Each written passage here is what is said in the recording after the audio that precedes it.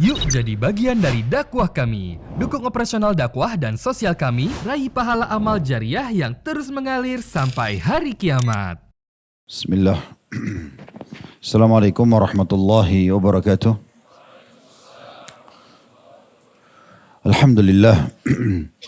Tidak pernah berhenti kita selalu memuji dengan ketulusan hati kepada Sang Pencipta Allah Subhanahu wa taala. Satu-satunya zat yang kita yakini menciptakan seluruh alam semesta ini.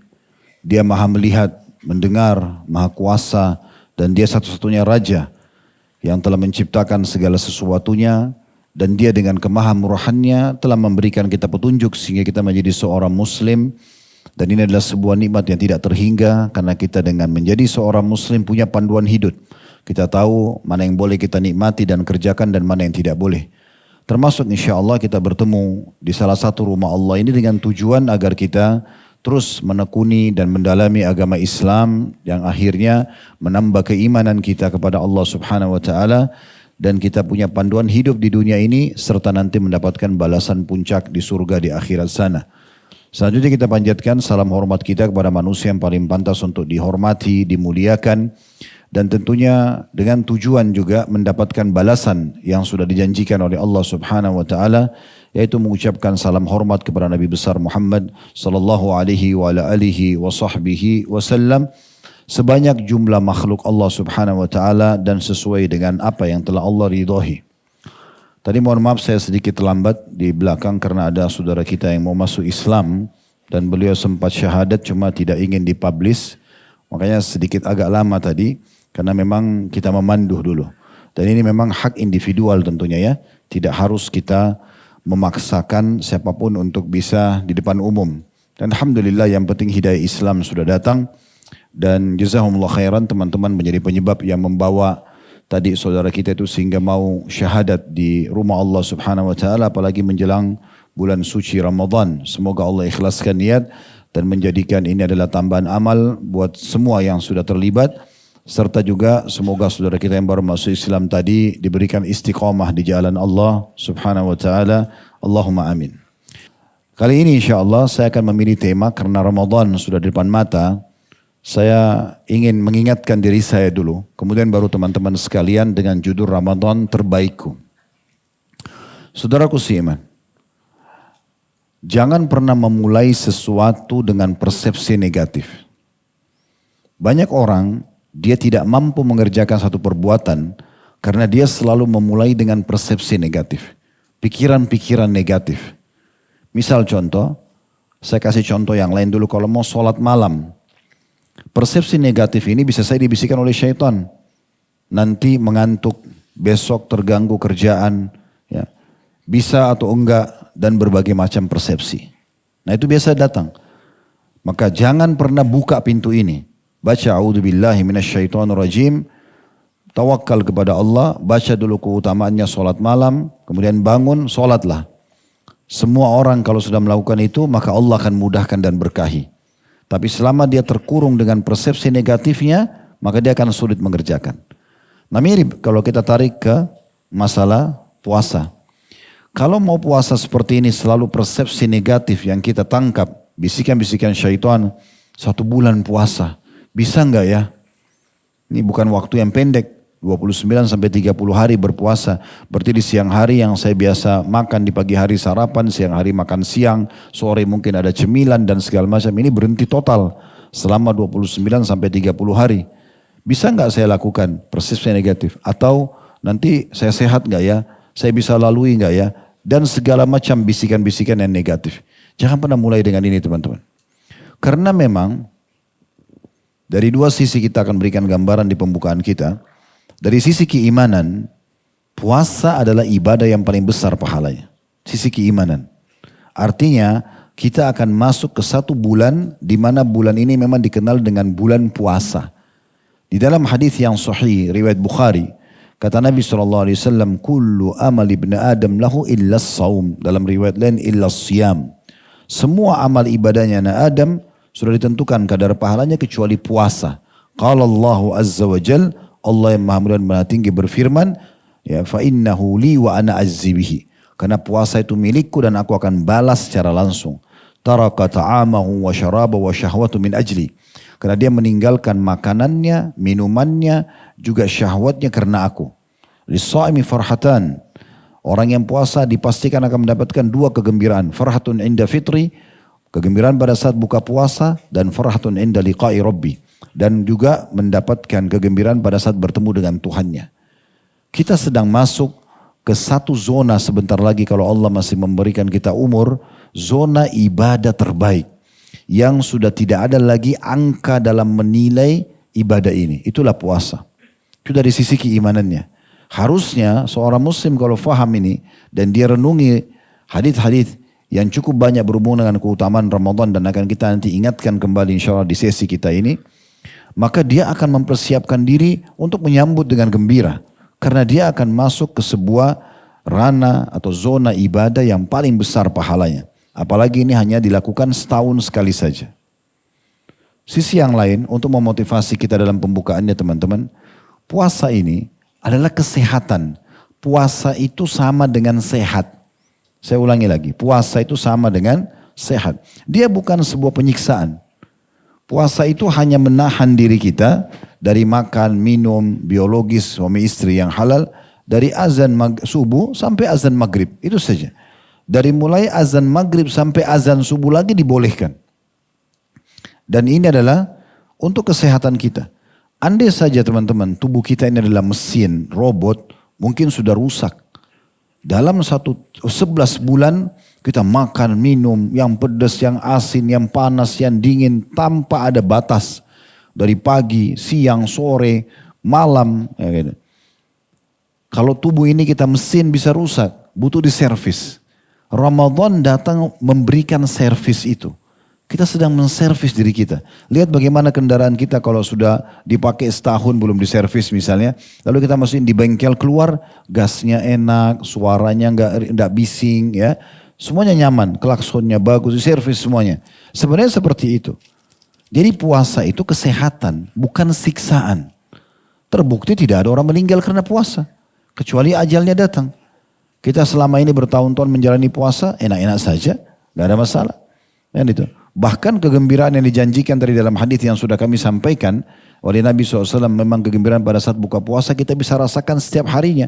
Karena hilang haus kita, ya, kita juga sudah berhasil ya, mempertahankan ibadah kita kepada Allah Subhanahu Wa Taala dengan mematuhi perintahnya dengan kita berpuasa, menahan diri dari makan, minum, ya, dan juga biologis yang halal. Maka semua ini membawa kita kepada kepuasan tersendiri. Ya. Dan kita sudah tahu sekarang terlalu banyak istilah yang disebarluaskan oleh para pakar kesehatan itu ya. Terapi kesehatan dengan puasa. Ya. Mereka istilahkanlah dengan apalah istilahnya, ujungnya sudah dipakai fasting, di awalnya banyak istilahnya. Ada yang cuma 12 jam, ada yang 18 jam, ada yang sampai 36 jam berpuasa. Dan itu semua dianggap sebuah kesehatan, gitu kan? Karena kita sedang memberhentikan stop masuknya makanan yang bisa juga mengandung racun ke tubuh kita, lalu ada pengelolaan dan kembali servis tubuh kita. Sebenarnya itu kesehatan, ya. Apalagi ini cuma setahun sekali. Jadi dari sisi keimanan dia adalah ibadah yang paling besar pahalanya, dari sisi kesehatan atau kehidupan kita manusia adalah sesuatu yang sangat baik. Dan ini teman-teman sekalian, awal pembukaan kita, bagaimana kita memahami poin ini. Nah bagi orang-orang yang sudah siap untuk melakukan ibadah puasa, sisi yang lain ini ya, dan kita akan sebutkan nanti motivasi kita, kenapa kita harus menyambut Ramadan dengan gembira, dan kita jadikan di Ramadan terbaik kita. Karena memang ada orang-orang yang rugi di Ramadan, dan jangan kita termasuk di antara mereka. Di dalam sebuah hadis yang sahih disebutkan oleh Al-Mundhir dalam kitab Targhib Tarhib beliau dan juga disahihkan oleh Syekh Albani, Nabi SAW pernah naik mimbar lalu mengucapkan amin, amin, amin 3 kali. Lalu setelah beliau turun dari mimbar, ditanya oleh para sahabat, ya Rasulullah, Anda mengucapkan kata-kata yang belum pernah kami dengar sebelumnya. Belum pernah Anda naik mimbar, Anda amin sampai 3 kali begini. Apa sebenarnya yang terjadi? Kata Nabi SAW, tadi waktu saya naik mimbar, datang kepadaku Jibril, dalam riwayat lain Jibrail, namanya sama, Jibril atau Jibrail, dan mengatakan kepadaku, hai Muhammad, doakan kecelakaan ya, bagi orang yang mendapatkan Ramadan, kemudian Ramadan itu pergi dan dia belum diampuni.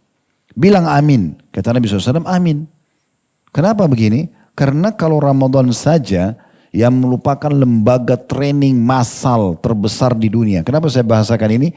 Karena kalau pas nanti tiba satu Ramadan, kita mau ke benua Eropa, Afrika, mau ke Amerika, mau ke Australia, mau di Asia, semua yang ada muslimnya akan sama.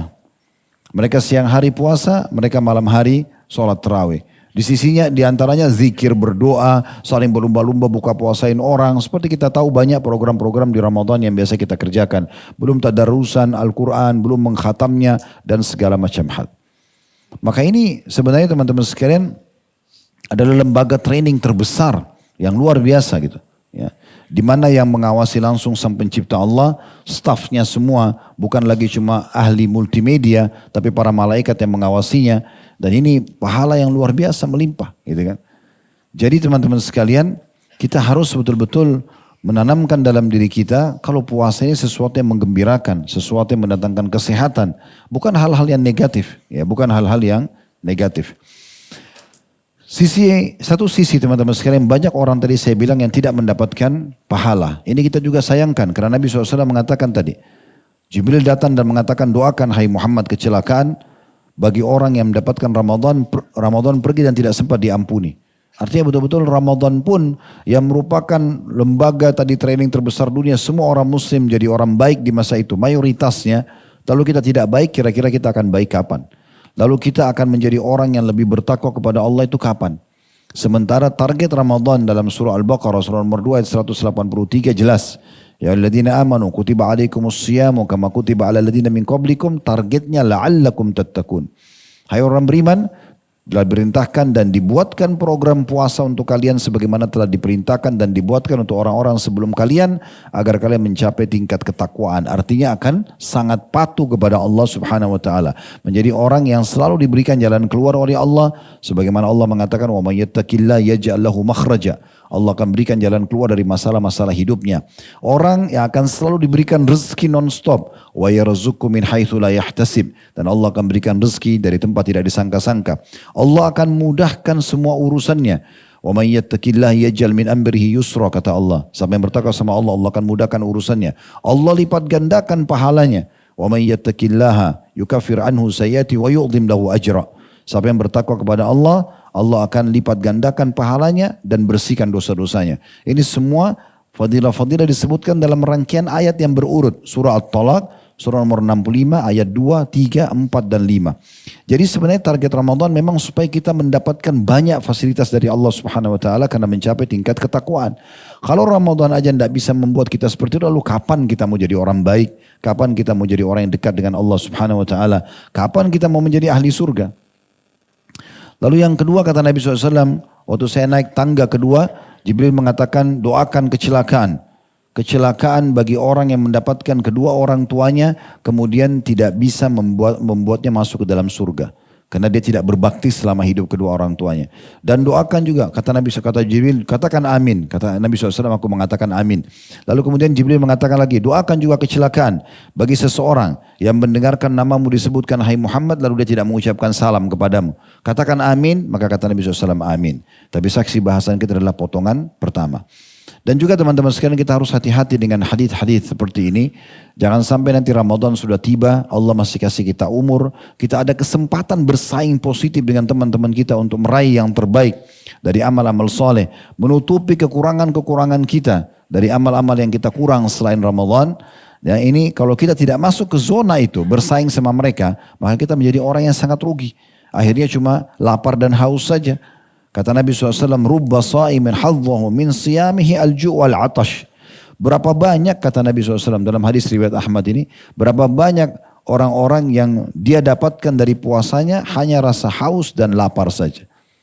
Berapa banyak orang yang tidak mengubah dirinya, sementara Ramadan datang, masih tetap berdusta, masih buat transaksi palsu, masih berikan persaksian palsu, dan akhirnya puasanya sia-sia. Kita tidak berharap seperti itu tentunya.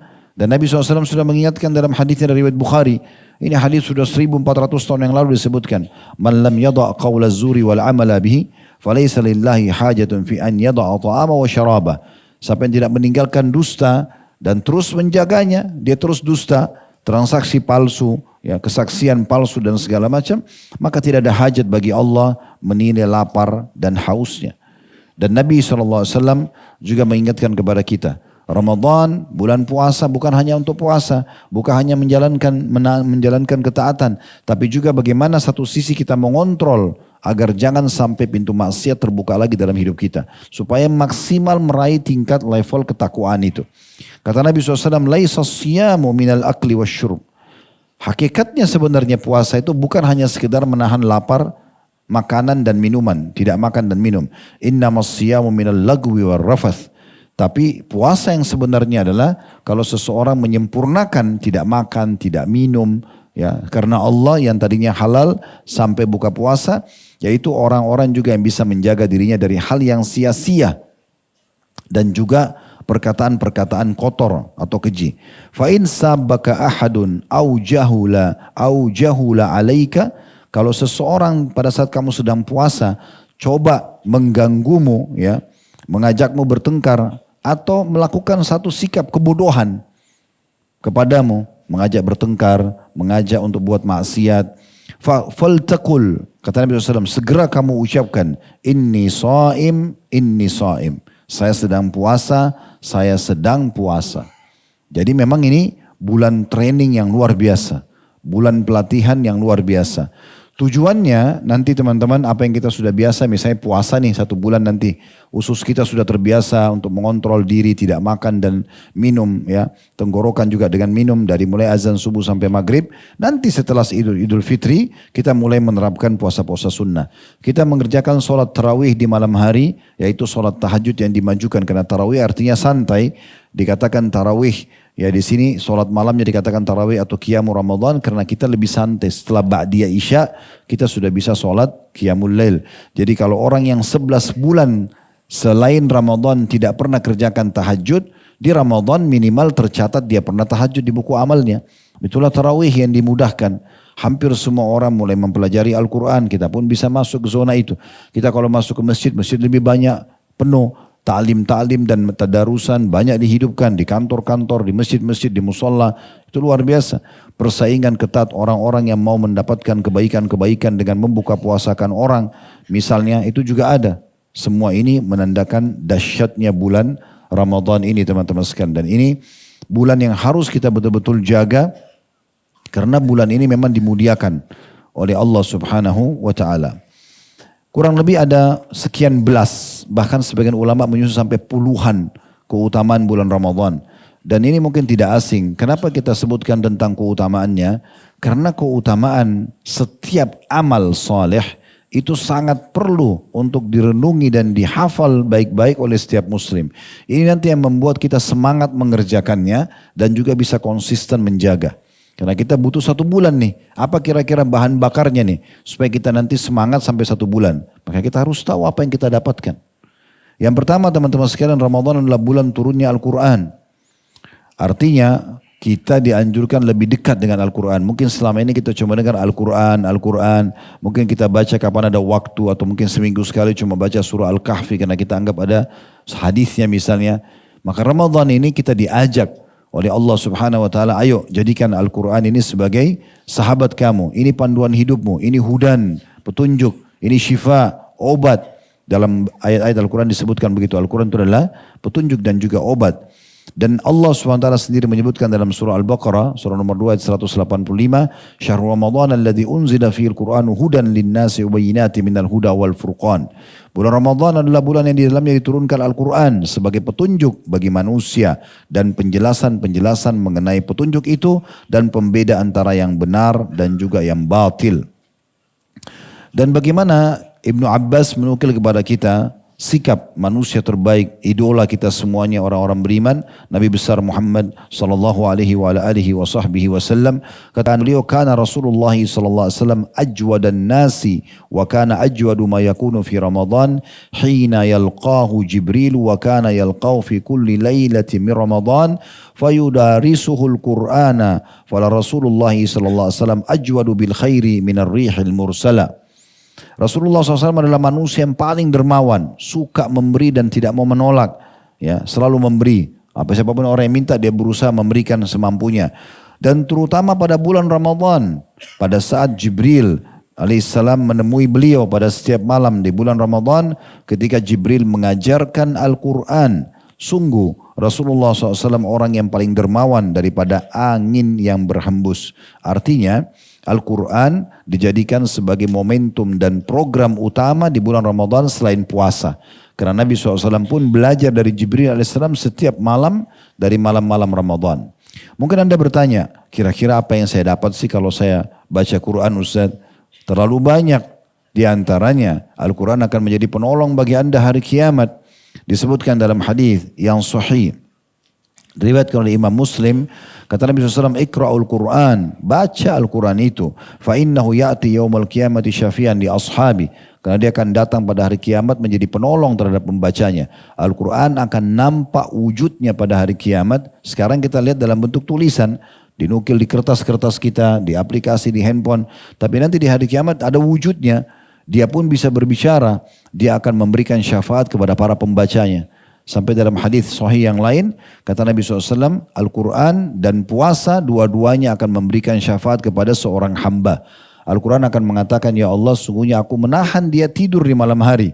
Dengan dia baca di sholat tahajudnya, ya di sholatnya, maka berikanlah syafaat untuknya. Puasa mengatakan, aku telah menahannya dari makan dan minum di siang hari, maka tolonglah dia. Lalu keduanya pun diizinkan oleh Allah memberikan syafaat, maksudnya pertolongan agar hamba yang melakukan tadi baca Quran dan puasa selamat masuk ke dalam surga di hari kiamat nanti. Ini baru sebagian kecil dari keutamaan.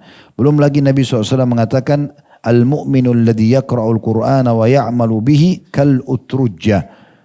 Orang mukmin yang membaca Al-Quran dan mengamalkannya bagikan buah utrujjah. Saya sarankan nanti teman-teman habis kajian ini bisa searching di Google buah utrujjah. Biasanya di Timur Tengah ada. Saya pernah juga penasaran ingin cari, ya, apa yang dimaksud dengan utrujjah. Karena Nabi SAW menggambarkan ta'muha tayyib wa rihuha tayyib. Baunya wangi dan juga rasanya enak, manis. Ternyata dia bentuknya seperti buah pir gitu ya. Agak besar sedikit. Memang dia wangi kalau dicium dan memang manis sekali kalau dimakan itu ya. Maka Nabi SAW menggambarkan orang mukmin yang dekat dengan Quran, suka membacanya seperti buah utrujjah. Keimanannya memberikan bau yang wangi dan baca Qurannya memberikan rasa yang manis. Kemudian kata Nabi SAW, wal mu'min alladhi la yaqra'ul Qur'an wa ya'malu bihi katamrah ta'muha tayyibun wala riha laha. Sementara orang mukmin yang membaca Al-Quran, orang mukmin yang tidak membaca Al-Quran seperti kurma. Ya, orang mukmin yang tidak membaca Quran tapi dia mengamalkan isinya, dia sholat, dia puasa, tapi dia tidak baca Al-Quran. Kata Nabi SAW perumpamaan seperti kurma, tidak ada baunya tapi rasanya manis, gitu ya. Dan ini menandakan bahwasanya membaca Al-Quran punya kedudukan sendiri. Begitu juga Nabi SAW mengatakan di dalam hadis, kalau tadi itu hadis diriwayatkan oleh Bukhari, kalau hadis ini hadis riwayat Muslim yang saya ingin bacakan, kata Nabi SAW, al-mahiru bil-Qur'ani ma'as safaratil kiramil barara. Orang yang mahir dalam membaca Al-Quran, bacaannya benar, dia rutin membacanya, dia cintai Al-Quran itu, mereka kedudukannya sama dengan para malaikat yang mulia. Diberikan kedudukan yang mulia. Semua yang dinisbatkan pada Al-Quran pasti mulia. Pasti mulia. Jibril alaihissalam juga menambah kemuliaannya sebagai pemimpin malaikat karena dia termasuk menyampaikan Al-Quran kepada Nabi SAW. Nabi SAW ya, termuliakan juga salah satunya karena Al-Quran menjadi mukjizatnya, gitu kan. Siapapun yang ternisbatkan pada Al-Quran pasti akan mulia. Karena dia adalah kalamullah, ghairu makhluk. Dia adalah perkataan Allah dan dia bukan makhluk. Dia adalah betul-betul langsung perkataan sang pencipta Allah subhanahu wa ta'ala. Dan Nabi SAW mengatakan juga lanjutan hadisnya, وَالَّذِي يَقْرَأُ الْقُرْآنَ وَيَتَتَعْتَهُ فِيهِ وَهُوَ عَلَيْهِ شَاكٌ لَهُ أَجْرًا. Kalau orang yang mahir baca Quran sama dengan para malaikat yang terpilih dan mulia. Kalau orang baca Al-Quran tapi dia terbata-bata, tapi tetap dia berusaha membaca untuk menguasainya, maka dia akan mendapatkan 2 pahala. Ini memang betul-betul luar biasa ya. Tentu ada banyak hal-hal yang berhubungan dengan Al-Quran, diantaranya selain membaca, kita juga coba mentadabburi artinya, ya, merenungi makna-makna, baca terjemahannya, kita coba menghafal, menambah hafalan kita juga coba mengamalkan isinya. Semua ini bagian daripada Al-Quran itu sendiri atau bagian hal yang ditekankan di bulan Ramadan. Para ulama salaf Mereka kalau tiba Ramadan ada di antara mereka yang menutup halaqah ilmunya. Hanya fokus ingin membaca Al-Quran. Ini saking besarnya kedudukan Al-Quran. Sampai majelis ilmu pun ditutup. Ada di antara mereka yang menutup perniagaannya. Hanya fokus membaca Al-Quran. Sampai ada di antara mereka yang mengkhatam Al-Quran setiap sehari sekali. Ada yang 2 hari sekali. Imam Syafi'i rahimahullah mengkhatam sehari 2 kali. Karena terus membaca Al-Quran di bulan Ramadan. Karena dijadikan sebagai momentum justru mendekatkan diri dengan Al-Quran. Kemudian yang kedua teman-teman sekalian bisa kita dapatkan adalah kita akan mendapatkan pembersihan dosa di bulan Ramadan ini. Betul-betul akan pemutihan. Ya, kalau Anda kerja di kantor Anda tahu tentunya. Kalau kantor mengadakan pemutihan artinya dibersihkan kesalahan Anda yang lalu-lalu semuanya diputihkan. Ya.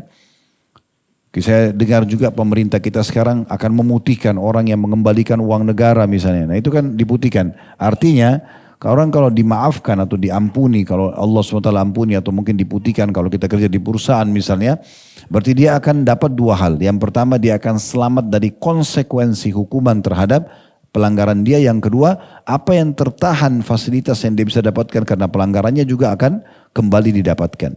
Nah ini manfaatnya. Dan Ramadan iklan resmi teman-teman sekalian kalau dia adalah bulan pembersihan dosa-dosa. Asal Anda memenuhi 2 syarat.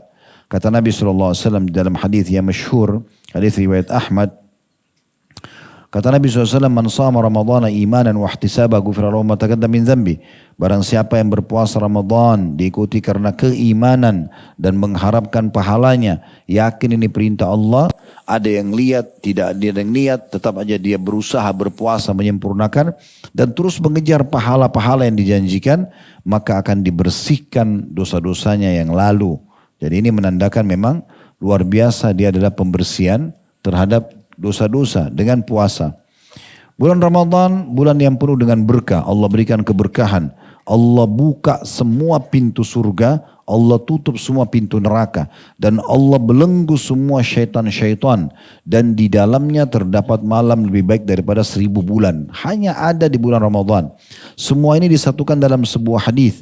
Hadis ini diriwayatkan oleh Imam Ahmad. Kata Nabi SAW, "Qad ja'akum syahrul Ramadan, syahrun mubarak." Telah datang kepada kalian bulan Ramadan, bulan yang penuh dengan keberkahan. Keberkahan berarti betul-betul mencukupi. Makanya kita biasa Ramadan itu merasa makanan yang kita konsumsi, minuman cukup aja. Begitu juga waktu kita terasa panjang, kita bisa maksimalin.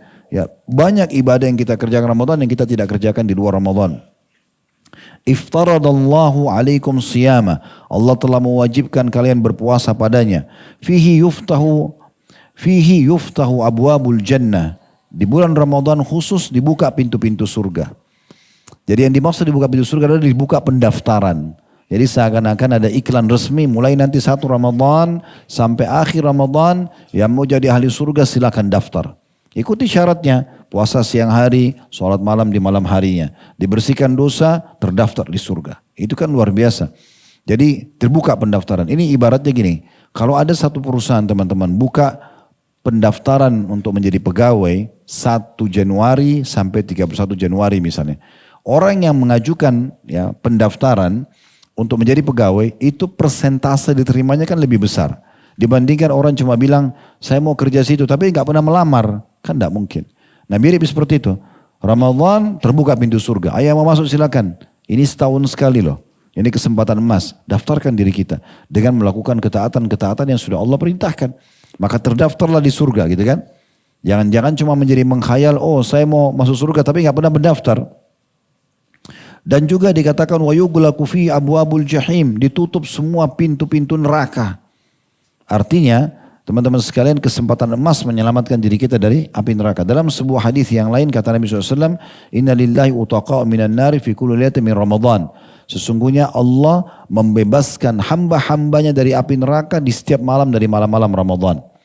Jadi kita bisa menghapus diri kita, menyelamatkan. Kalau kita pun ada nama terdaftar di neraka, bisa kita hapuskan hanya di Ramadan. Minta kepada Allah agar kita masuk daftar dari salah satu orang yang dihapus namanya. Ya, ini yang dimaksud dengan utaqa minan nar, ya, atau dibebasin dari api neraka. Dan kata Nabi SAW itu terjadi setiap malam dari malam-malam Ramadan.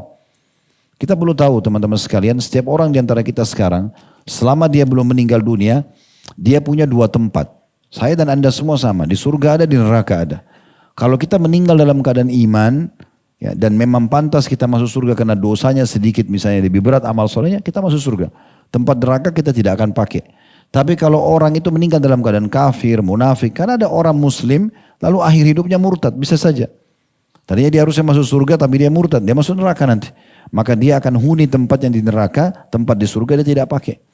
Ada juga orang muslim tapi usat, banyak dosanya, usatul mukminin istilahnya.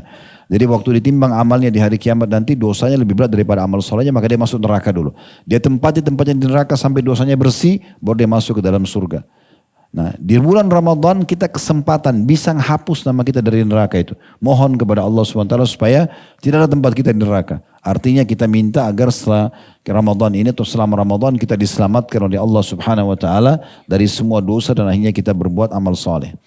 Wa taghallu fihi syayatin, dan diikat, dibelenggu semua syaitan-syaitan yang selama ini menyesatkan manusia, membisikkan hal yang negatif, itu dibelenggu. Mana belenggu? Tangan dan leher juga kaki diikat. Tapi ingat, bukan berarti tidak menggoda. Cuman memang dibelenggu. Makanya dalam riwayat yang lain, maka mereka tidak ada luasa menggoda seluasa di luar Ramadan. Artinya masih tetap digoda.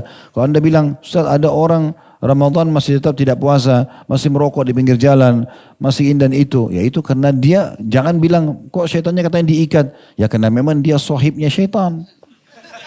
Nah iya, memang dia temannya syaitan. Ada orang teman-teman, tidak perlu syaitan goda. Tidak perlu digoda, memang temannya syaitan. Ini lagi azan, syaitan cuma tidak usah bisikin. Ah ini sudah sahib nih. Udah tinggal dia, bahkan dia tinggal dibisik syaitan. Tuh ajak temanmu supaya nggak sholat. Dia ajak sama dia, nggak usah sholat nanti aja. Dia sama-sama syaitan gitu kan. Nah itu memang bagi syaitan tidak digoda. Nah yang digoda yang bermanfaat bagi dia ini adalah orang-orang yang beriman memang yang syaitan jadikan target. Gitu. Nah di situ dibelenggu syaitan-syaitan tersebut. Dan maksud daripada dibelenggu sini teman-teman sekalian artinya, ini saya sering kasih rasional di pengajian. Kalau kita sedang akan lomba lari, ini garis start. Kita di sini, sebelah kita ini rivalnya, lawannya. Ini syaitan.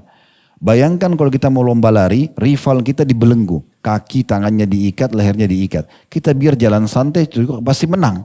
Nah itu maknanya belenggu. Artinya selama Ramadan, kalau kita terus ibadah santai aja, tetap puasa, kita nikmatin baca Quran, syaitan gak bisa godain kita, gak leluasa, bisikannya lemah.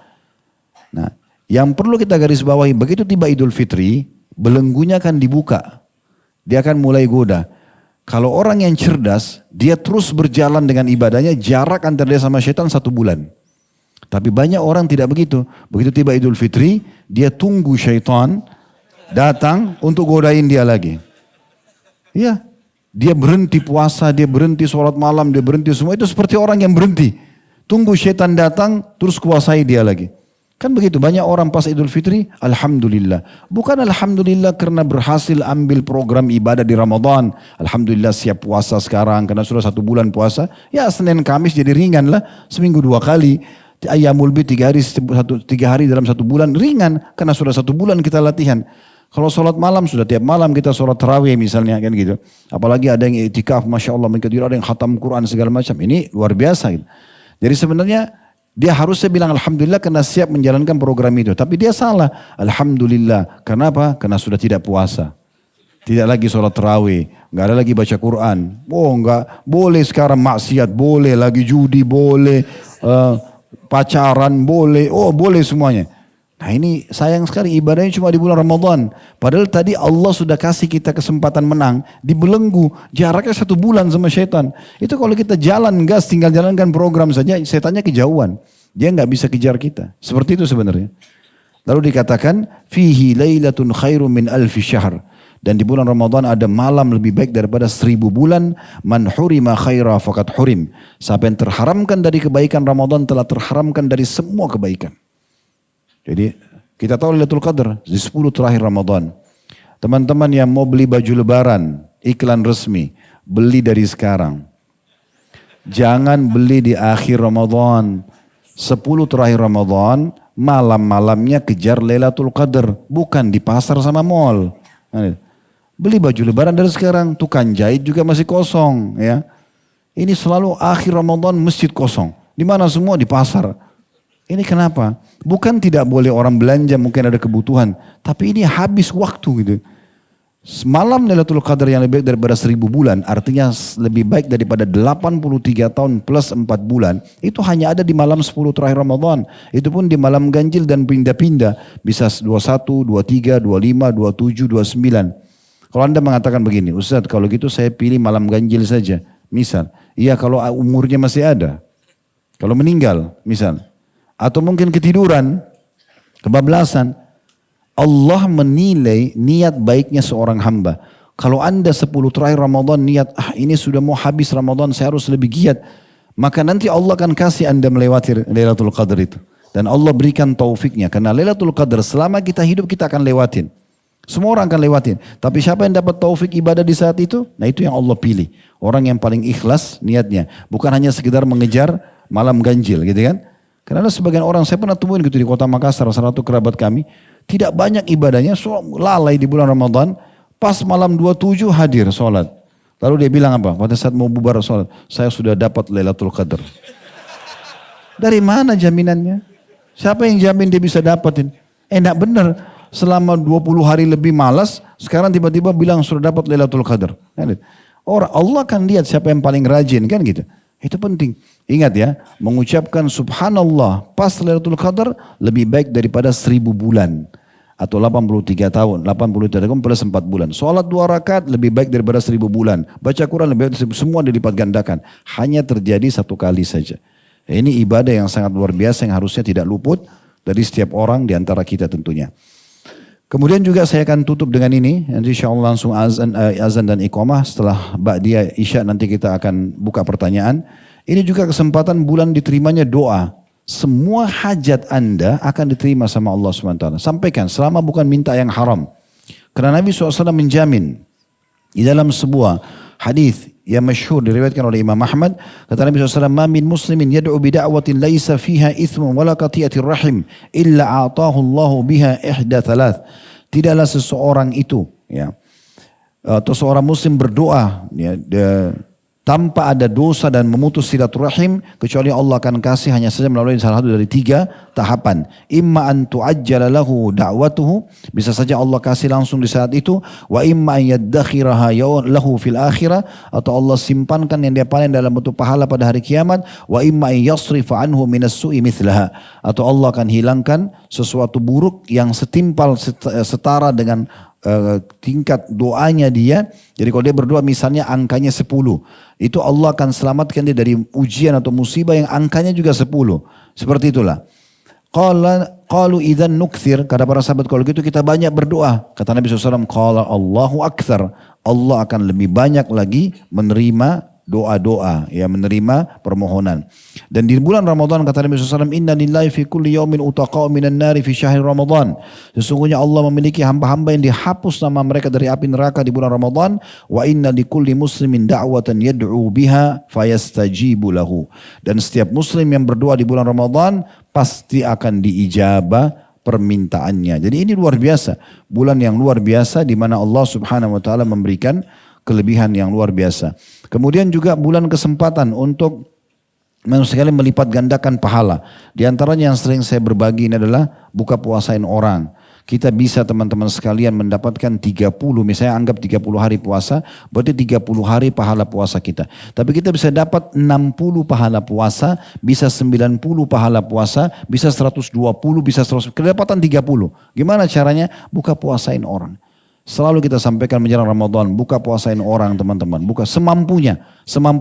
Waktu Nabi SAW sampaikan ini, man fattara sa'iman, kana lahu mithlu ajrihi, ghair annu la yanqus min ajri sa'imin syai'a. Siapa yang memberi makan orang yang puasa, maka baginya pahala seperti orang yang berpuasa tersebut, tanpa mengurangi pahala orang yang berpuasa sedikit pun. Lalu ada satu sahabat bilang begini, ya Rasulullah, tidak semua orang mampu membuka puasakan orang. Kata Nabi SAW, sesungguhnya Allah akan memberi pahala ini bagi orang yang memberikan buka puasa walaupun sebutir kurma. Perlu kita tahu ya, kalau kita sudah sering beli kurma, tidak ada kurma dijual 1 butir. Orang 1/4, setengah kilo. Karena murah kurma, jadi semua bisa jangkau. Kurma-kurma sekarang banyak sekali, ada 20.000 per kilo, 15.000 per kilo. Yang paling murah ada yang 25.000 per kilo. Kalau mau yang bagus tentu ada ratusan ribu, bahkan mau lebih mahal ada. Tapi kata Nabi SAW, Allah akan kasih yang memberikan sebutir kurma. Atau segelas air, atau susu yang dicampur dengan air. Artinya kita mudah sekali. Satu dus air mineral, 48 gelas, harganya 25.000 sampai 30.000. Kalau kita bagi 1 bulan 1 dus air mineral saja ke musola dekat rumah, atau masjid dekat rumah, 1 dus saja, 30.000 rupiah saja modalnya. Artinya kita punya pahala puasa, kita punya 30, kalau 30 hari, tambah 48 saja hari ya. Maksudnya bukan 48, karena satu hari itu misalnya anggaplah habis. Diminum oleh 48 orang di masjid misalnya.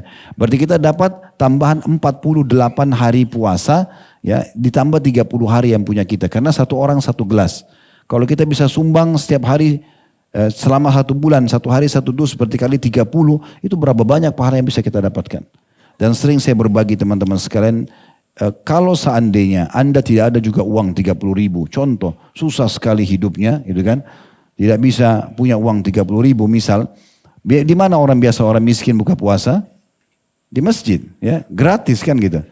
Tapi tawarkan jasa marbot masjid, bisa nggak saya bantu sebarin kurmanya, atur airnya, itu kan bisa. Gampang banget, modalnya cuma bantu saja, dapat pahalanya, kan gitu.